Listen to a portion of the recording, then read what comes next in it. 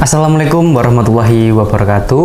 Halo Sobat Cipta, kembali lagi di konten YouTube Cipta Saran Cendekia pada program Podcast, Vokasi dalam Podcast. Kembali lagi bersama saya Firan Fahamzah sebagai host. Kali ini saya ditemani Mr. Alfianto Cahyono. Pagi Mr. Halo. Bagaimana nih kabarnya Mr? Alhamdulillah sehatan. Baik. Kemudian ini Mr. kan habis jalan-jalan nih katanya. Dari mana aja nih sebelumnya? Jalan-jalan kemarin ya banyak sebenarnya, Ya. mungkin yang agak panjang kemarin kita waktu roadshow Ya. di region ke-8 terakhir kemarin. Gitu. Bersambung sih sebenarnya acaranya. Jadi sebenarnya Pak Alfi kemarin nggak cuma roadshow aja kan? Nggak cuma roadshow. Saya kemarin sempat nyimak kalau Mister juga pergi ke SMK Pacitan ya? Ya, kaitannya sama kelas industri. Ya itu. Persiapan untuk kelas khusus. Jadi jalan-jalan saya tadi bener kan nggak cuma roadshow kan jadinya? Oke, kemudian ini Mister. Kali ini ya sebagaimana kegiatan roadshow biasanya pasti diakhiri sama review nih. Ya. Nah kali ini saya mau review buat region 8. Gini, kan dari awal startnya dari Kediri ya Mister? Nah, dari Pare ya. Dari Pare, kemudian finishnya di Pacitan. Dari Pare finish di Pacitan. Nah kemudian di sekolah-sekolah yang dikunjungi itu apakah merupakan sekolah rekanan ataupun sekolahnya masih bukan rekanan kita? Kalau secara keseluruhan sama ya kayak roadshow biasanya kita, jadi kita nggak membatasi guru tamu itu di sekolah yang sudah bermitra saja. Jadi walaupun sekolah yang masih belum mitra ataupun memang bermitra dengan Cipta, cuman belum di banyak program atau di banyak beberapa program, kita nggak masalah gitu. Karena yang terpenting bagi kita itu kan kita dapat kesempatan untuk ketemu sama anak-anak, kemudian bisa sempat ketemu sama tim produktifnya, bapak ibu gurunya, gitu, bertemu dengan pimpinan untuk diskusi. Jadi ya campur sih. Nah, kalau dari campur itu apakah ada sekolah yang pernah kerja sama kita, kemudian Pak Alfi datangi lagi? Ada.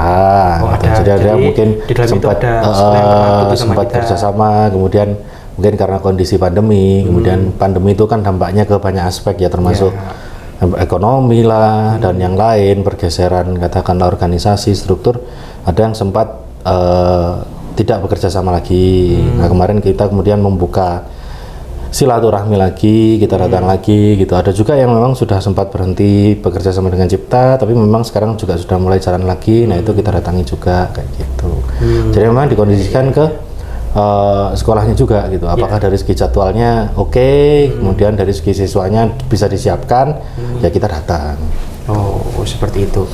Kemudian untuk roadshow di kali ini nih, yang region 8, ada ekspektasi apa nih, Mister? Nggak ada sih. Oh, pasti selalunya sama ya, nggak ada ekspektasi apapun ya? Jadi, seperti biasa ya, namanya kita menjalankan roadshow ini sebagai salah satu agenda rutin kita setiap bulan kita untuk jalan ya. Kita nggak berekspektasi yang macam-macam, maksudnya nanti dengan kita jalan kemudian kita akan dapat apa gitu ya. Cuman memang kalau harapan ada, harapan kita ya bisa terus menyambung silaturahmi dengan sekolah-sekolah yang kita datangi. Yang kedua kita bisa ketemu sama anak-anak untuk membagi membagi cerita, membagi wawasan gitu kan. Apalagi dengan topik yang luas kan di BMW itu ada banyak sebetulnya hal yang bisa kita sampaikan, informasi yang nggak diberikan atau nggak mereka dapatkan di sekolah kayak gitu. Jadi ya ekspektasinya adalah pulang dengan selamat gitu. Nah, alhamdulillah kita berhasil pulang dengan selamat, bisa pulang dengan selamat, supaya nanti bisa menjalankan lagi roadshow region ke-9. Kemudian ini Mister, kan kalau dari region 7 saya sempat menyimak itu kalau yang menarik adalah kita datang ke Kertosono ataupun Nganjuk itu karena di sana ada hal menarik itu saat cerita lama. Kemudian kalau di region 8 ini ada hal menarik apa sih selama menjalankan roadshow itu? Region 8 ini juga sebetulnya ada beberapa sekolah yang termasuk istilahnya membangun kerja sama Cipta itu juga udah lama. Bahkan dari format dulu Jasa Tama ya, sebelum ke Sarana Cendekia juga ada. Dan ada kemarin memang ada beberapa sekolah yang pada akhirnya berhalangan ketika konfirmasi jadwal karena memang bersinggungan dengan berbenturan jadwal ya. Jadi ada jadwal kegiatan yang lain yang waktunya bersamaan. Nah, kalau yang menarik di region ke-8 ini yang pertama tadi ada beberapa sekolah yang mungkin sudah lama nggak bekerja sama, tapi membuka pintu juga, kita diberikan kesempatan untuk hadir, jadi akhirnya kita bisa mulai menyambung cerita lagi.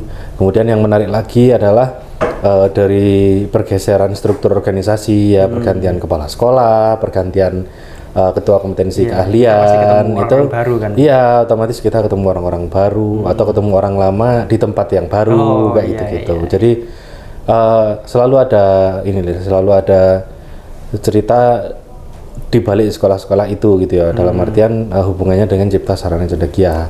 Nah, kalau di luar itu yang menarik apa ya, otomatis sama seperti region-region sebelumnya, pesertanya juga punya karakteristik sendiri gitu. Jadi kita ketemu peserta-peserta yang menarik juga, yang buat saya mungkin bisa dibilang apa ya, lucu tapi dalam konotasi yang positif. Apa tuh? Tuh, jadi macam-macam gitu. Ada yang vibe-nya ketika kita masuk ke dalam kelas itu, saya sama Mas Indra waktu itu ngerasa, aduh, kok agak ini ya, karena mereka tipikal yang spontan gitu, siswanya itu spontan gimana tuh? Spontan dalam menjawab. Gitu. Spontan dalam menjawab. Nah, jadi sangat aktif sekali nih mereka.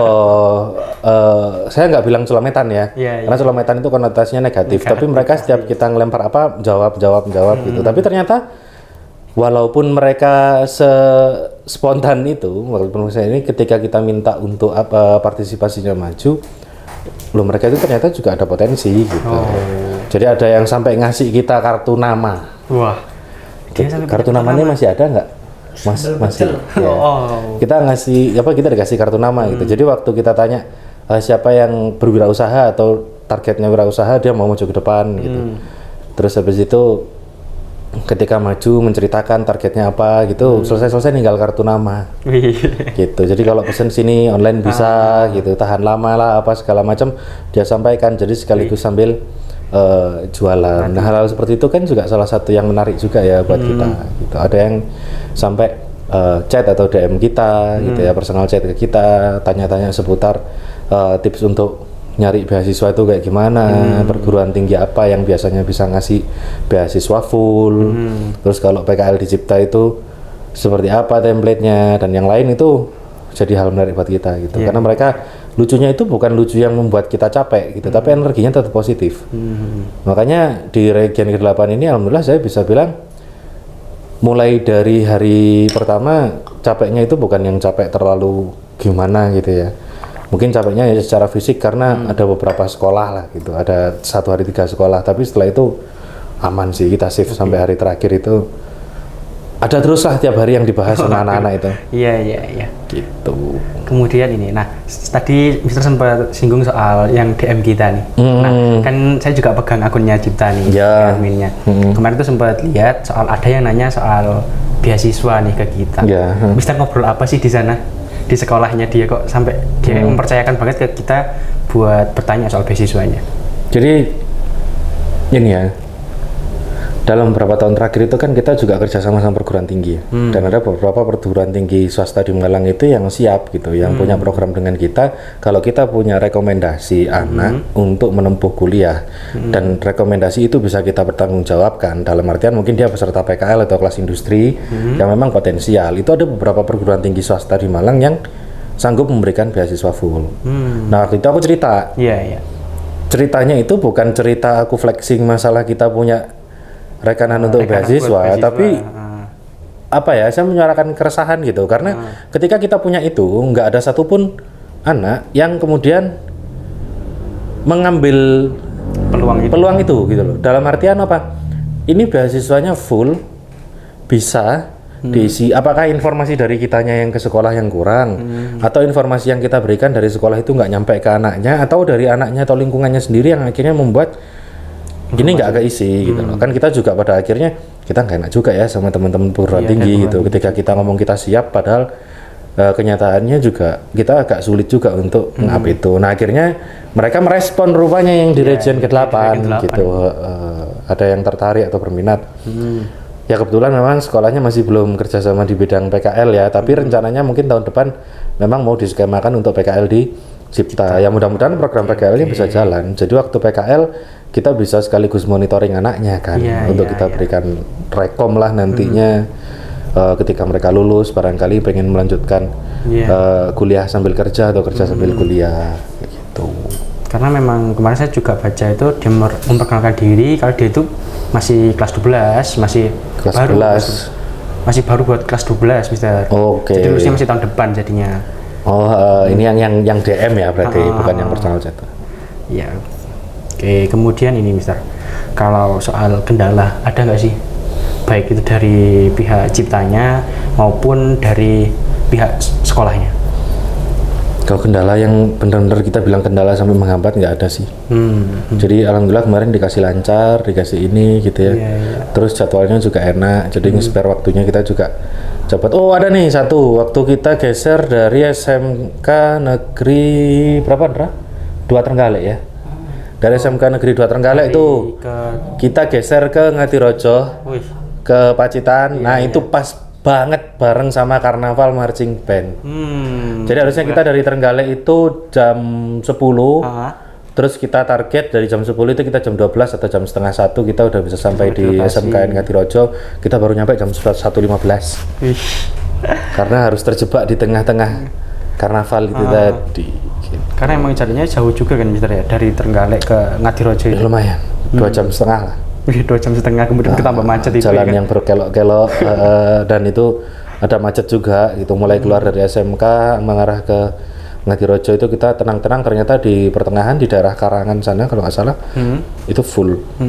Jadi benar-benar pakai jalan separuh jalan, jadi harus gantian kan, untuk marching band gitu. Kemudian ini kan tadi saya jadi ingat nih soal Ngadirojo. Saya ingat beberapa waktu lalu itu SMK Ngadirojo itu mengirim siswa PKL-nya ke sini dan itu masih kelas 11 kalau nggak salah. Jadi sekarang masih di sekolah kan Mister? Masih. Nah, itu waktu ketemu Mister gimana tuh mereka? Masya Allah. Atau mereka udah membawa perubahan nih buat teman-temannya atau adik kelasnya? Lebih ramai sih, dan kalau ke adik kelasnya mereka memang akhirnya membawa cerita positif ke adik-adik tingkatnya ya untuk mungkin program PKL yang tahun berikutnya. Kebetulan memang di Ngadirojo kemarin saya nggak bisa ketemu dengan Bapak Kepala Sekolah karena memang ada kegiatan di Surabaya waktu itu. Tapi seluruh jajaran bisa ketemu dengan kita gitu, bahkan sampai acara selesai. Waktu itu kita selesainya sampai sore karena mulainya juga kita terlambat 15 menit kan. Kalau anak-anaknya sendiri kemarin yang PKL mereka juga nunggu sampai kegiatan selesai, nggak langsung pulang juga. Kita masih sharing lagi, ngobrol lagi, foto bareng gitu.